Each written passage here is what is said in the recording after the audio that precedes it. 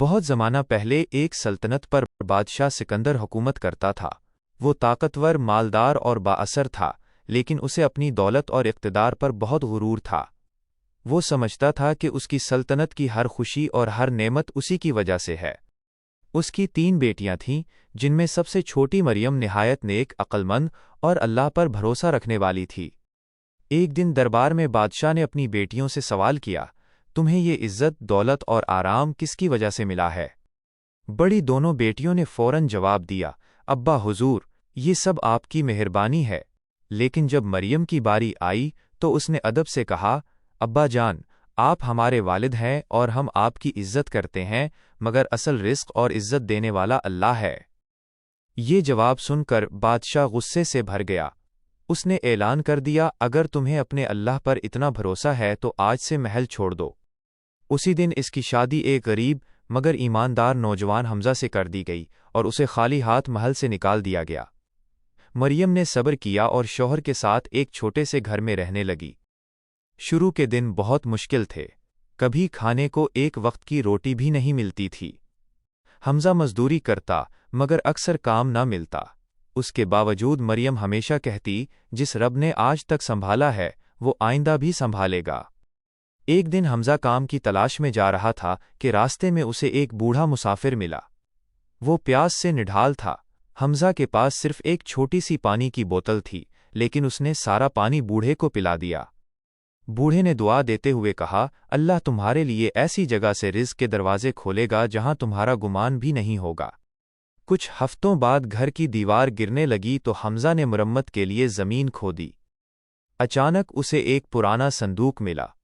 صندوق میں سونے کے ڈھیر نہیں تھے، بلکہ چند قیمتی سکے اور ایک خط تھا۔ خط میں لکھا تھا، یہ امانت اس شخص کے لیے ہے جو مشکل حالات میں بھی ایمان اور سچائی کا دامن نہ چھوڑے۔ مریم نے حمزہ سے کہا، یہ دولت ہمارے لیے آزمائش بھی ہو سکتی ہے، اسے سمجھداری سے استعمال کرنا ہوگا۔ انہوں نے ان سکوں سے ایک چھوٹا کاروبار شروع کیا۔ مریم ہاتھ کی کڑھائی کرتی اور حمزہ بازار میں سامان فروخت کرتا۔ ان کی محنت رنگ لانے لگی اور آہستہ آہستہ ان کی حالت بہتر ہونے لگی، لیکن وہ پہلے کی طرح سادہ زندگی گزارتے رہے۔ دوسری طرف بادشاہ سکندر کا غرور کم ہونے کے بجائے اور بڑھتا گیا۔ پھر ایک سال سلطنت پر شدید قحط پڑ گیا۔ بارشیں رک گئیں، کھیت سوکھ گئے اور پانی کی قلت پیدا ہو گئی۔ لوگ پریشان تھے اور بادشاہ بے بس۔ ایک دن حمزہ نے اپنے گھر کے قریب زمین میں نمی محسوس کی۔ اس نے وہاں کھدائی شروع کی۔ چند فٹ نیچے پہنچتے ہی اچانک میٹھے پانی کا چشمہ پھوٹ پڑا۔ یہ ایک حیران کن واقعہ تھا۔ مریم نے فوراً کہا، یہ نعمت صرف ہماری نہیں، سب کی ہے۔ انہوں نے ہر آنے والے کے لیے پانی مفت کر دیا۔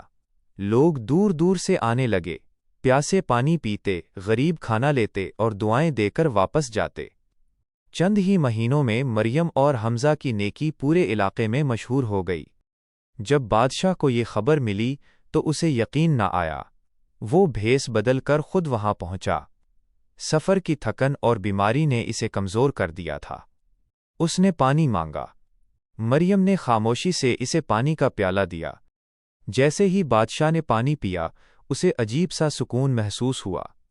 اسی دوران اس کی نظر مریم کے ہاتھ پر ایک پرانے نشان پر پڑی۔ یہ وہی نشان تھا جو اس کی بیٹی کے ہاتھ پر بچپن سے موجود تھا۔ بادشاہ حیران رہ گیا۔ اس نے غور سے چہرہ دیکھا اور آہستہ سے بولا، مریم۔ مریم نے نظریں جھکا لیں۔ بادشاہ کی آنکھوں میں آنسو آ گئے۔ اسے اپنی ساری غلطیاں یاد آنے لگیں۔ اس نے کہا، بیٹی، میں نے غرور میں آ کر تمہارے ساتھ بہت ظلم کیا۔ مریم نے نرمی سے جواب دیا، ابا جان، اگر وہ آزمائش نہ آتی تو شاید ہم کبھی یہ نہ جان پاتے کہ اللہ اپنے بندوں کو کس طرح سنبھالتا ہے۔ بادشاہ شرمندہ ہو گیا۔